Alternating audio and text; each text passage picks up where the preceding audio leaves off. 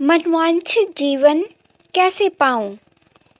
अगर मन मुताबिक जीवन हमें नहीं मिल रहा है तो वो क्या प्रयत्न है जिससे कि हमको मन मुताबिक अपने अनुसार अपनी इच्छाओं के अनुसार जीवन प्राप्त कर सकूं?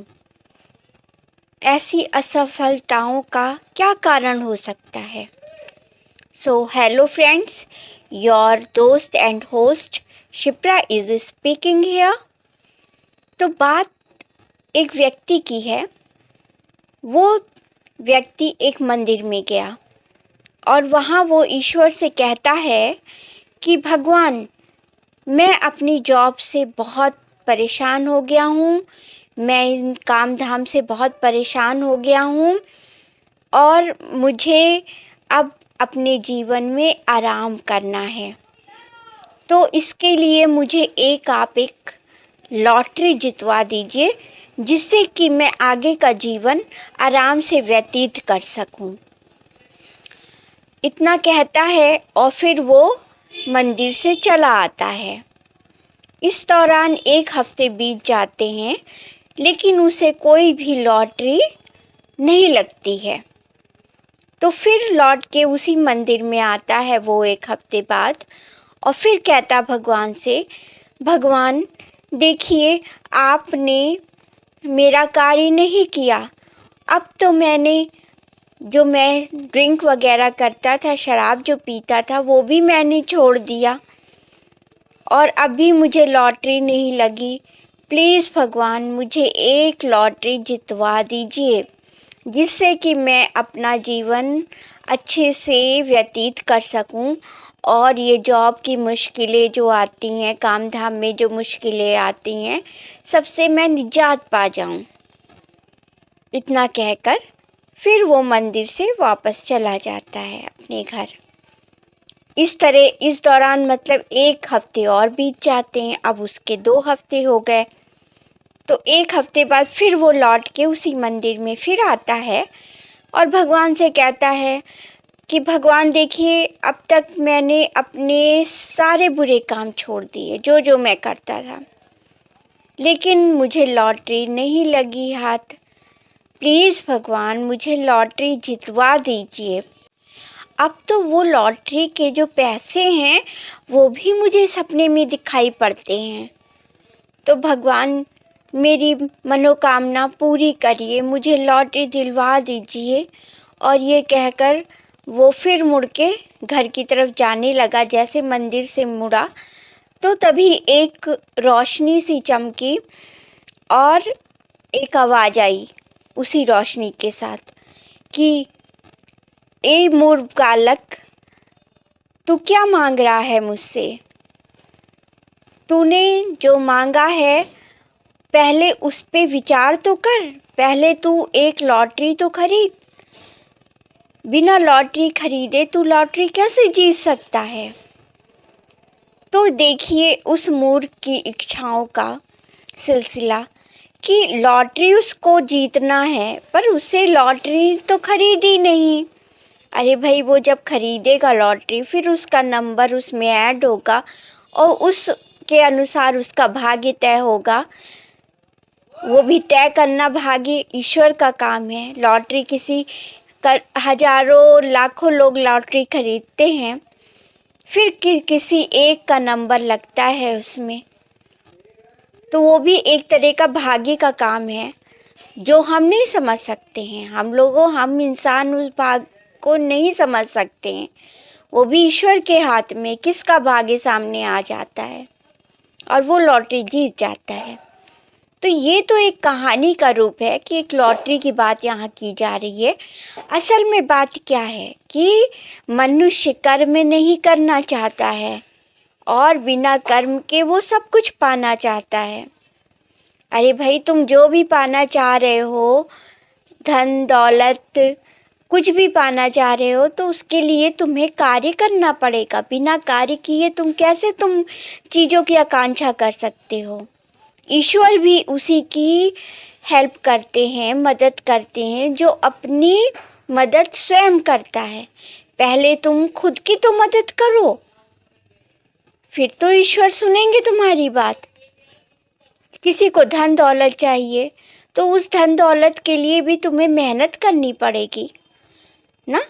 और किसी को अगर जैसे सपोज़ स्टूडेंट्स होते हैं, उन्हें मार्क्स चाहिए अपने एग्ज़ाम में, तो उस मार्क्स को चाहने के लिए तुम्हें पढ़ाई तो करनी पड़ेगी भाई।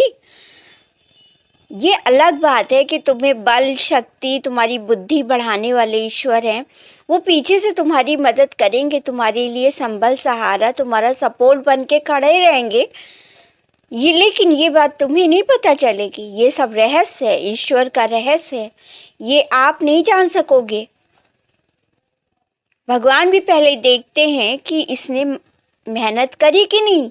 जो मेहनत इसके लिए बनी थी उतनी मेहनत इसने करी कि नहीं। अगर उतनी मेहनत तुमने करी होगी तब ईश्वर तुम्हारा पीछे से सपोर्ट करेंगे। लेकिन तुम अपनी मेहनत नहीं करोगे तो ईश्वर कैसे सपोर्ट करेंगे। ठीक उसी प्रकार इस व्यक्ति ने भी किया। ये तो एक कहानी के लिए मैंने एक उदाहरण बताया है कि भाई तुम लॉटरी खरीद ही नहीं रहे हो तो लॉटरी जीतोगे कैसे ना। तुम एग्ज़ाम में बैठ ही नहीं रहे हो तो एग्ज़ाम कैसे पास करोगे। या एग्ज़ाम के लिए तुमने अच्छे मार्क्स चाहिए, तो अच्छे मार्क्स के लिए जब तुमने अच्छे से पढ़ाई नहीं करी तो अच्छे मार्क्स कैसे आएंगे। अच्छी जॉब चाहिए तो अच्छी जॉब के लिए तुम्हें उस जॉब के लायक बनना पड़ेगा, अपने अंदर टैलेंट लाना पड़ेगा, एग्ज़ाम पास करने पड़ेंगे, इंटरव्यूज़ होते हैं, इंटरव्यूज़ के अकॉर्डिंग अपनी पर्सनैलिटी बनानी पड़ेगी। इतना सब करने के बाद तुम्हें जो वो बुद्धि प्रदान कर देते हैं, तुम्हें बल प्रदान करते हैं, वो ईश्वर हैं। ईश्वर भी देखेंगे ये अपने लिए बहुत सपोर्ट कर रहा है, अपने आप को आगे बढ़ा रहा है, वो चाहता है कि वो मंजिल तक अपने पहुँचे, तो भगवान भी उसकी पीछे से मदद करते हैं। लेकिन ये तो नहीं कहे कि भगवान याद कर लेंगे और आप एग्ज़ाम पास कर लोगे, ऐसा थोड़ी ना होता है। तो अपनी पहले स्वयं आपको मदद करनी पड़ेगी, तब ईश्वर से आपकी सपोर्ट करेंगे। आप जब भी देखो कुछ ना कुछ ईश्वर से मांगते रहते हो, ईश्वर मुझे ये दे दीजिए, ईश्वर मुझे ये दे दीजिए, ईश्वर मेरे पास ये नहीं है, ईश्वर मेरे पास वो नहीं है। तो ईश्वर ऐसे लोग के कैसे सुनेंगे, कभी नहीं सुनेंगे। आप पहले स्वयं कर्म करिए, कर्म प्रधान है, कर्म के अनुसार ही आपका भाग्य तय होता है, आपके फल सुनिश्चित किए जाते हैं ईश्वर के द्वारा। और जब कर्म ही नहीं होगा तो कैसा भाग्य, कैसा फल। तो फ्रेंड्स, इस कहानी से हमको यही शिक्षा मिलती है कि अपने लक्ष्य को प्राप्त करिए और आगे बढ़ते जाइए। लक्ष्य आपका जो भी हो, आप वहाँ तक पहुँचते हो, अच्छी बात है, लेकिन जीवन में सिर्फ एक ही लक्ष्य बना के मत रखिए। एक लक्ष्य को आपने प्राप्त किया, अभी जीवन आपको आगे बहुत जीना है, तो उस लक्ष्य के आगे भी एक और लक्ष्य बनाइए। एक लक्ष्य आपने एक सीढ़ी चढ़ी, अब दूसरी सीढ़ी चढ़ना है आपको, फिर आगे मेहनत करिए तो आप दूसरी सीढ़ी चढ़ेंगे। इस तरह आप आगे मेहनत करेंगे तो आप तीसरी सीढ़ी चढ़ेंगे। तो लक्ष्य तो बहुत बड़े बड़े हैं जीवन में, तो जितना आप ऊपर उठते जाओगे उतना आप बड़े बड़े लक्ष्य पे पहुंचते जाओगे। और सपोर्ट पे आपके ईश्वर खड़े हैं पीछे, लेकिन ईश्वर भी उसी की सहायता करते हैं जो स्वयं की सहायता करते हैं। तो जीवन में जो ये असफलताएं आपको मिलती हैं वो इसी कारण से मिलती हैं कि आप अपने कार्य पे फोकस नहीं करते हो। सब कुछ आप ईश्वर से पाना चाहते हो, तो ईश्वर कैसे मदद करेंगे। अगर ईश्वर ही सब कुछ कर देंगे तो आपका इस संसार में आने का फिर क्या कारण बनता है। ईश्वर ने आपको इस संसार में भेजा है कि जाओ अपना एक तुम मुकाम बनाओ, एक व्यक्तित्व बनाओ, यहाँ पर अपने को प्रूफ करो इस संसार में कि मैं एक वैल्यूएबल इंसान हूँ। भगवान खुद देखना चाहते हैं कि आप अपने को कहाँ तक आगे ले जाते हो, कौन से तुमने बड़े बड़े लक्ष्य बीट कर दिए हैं। भगवान भी देखना चाहते हैं ये सब कुछ। तो अगर भगवान ही सब कुछ देखना चाहते हैं आपके अंदर चीज़ों को, तो भगवान ही कैसे कर देंगे ये सब? भगवान को अपना व्यक्तित्व थोड़ी ना बनाना है। व्यक्तित्व तो आपको अपना बनाना है ना, तो आप करेंगे अपने ऊपर वर्क ना। भगवान थोड़ी ना आपके ऊपर वर्क करेंगे। सब कुछ आप भगवान से मांगते हैं। भगवान से मांगना अच्छी बात है। आप ईश्वर का नाम लेते हो, प्रभु का नाम लेते हो, तो वो नाम लेने का मतलब यही निकलता है कि आप अपने अंदर बल और शक्ति महसूस करते हैं। जब आप ईश्वर का नाम लेते हैं तो ईश्वर आपसे प्रसन्न होते हैं, आपको बल, शक्ति, बुद्धि प्रदान करते हैं आगे बढ़ने के लिए, ना कि आपकी जो बुक होती है उसको रट्टाफाई करा देंगे वो। तो ऐसा कभी नहीं इस दिमाग में ऐसे मिसकंसेप्शन नहीं बना के रखना चाहिए कि सब कुछ ईश्वर करेंगे। बढ़ना आपको है आगे, लक्ष्य आपको पाना है, व्यक्तित्व आपको बनाना है आगे, तो उसमें ईश्वर का क्या काम? ईश्वर तो खुद दूर से खड़े होके हम लोग को देखते हैं कि कौन कितना आगे निकला, किसने अपने आप को अच्छा वैल्यूएबल इंसान बनाया। आप अपने को बनाते हैं अच्छा, तो संसार भी तो उस तरह बढ़ता है जो संसार ईश्वर ने बनाया है। उस संसार को फलता फूलता देखते हैं ईश्वर, तो उनका भी मन खुश होता है, क्योंकि हर एक व्यक्ति अपने आप को अच्छा बना रहा है।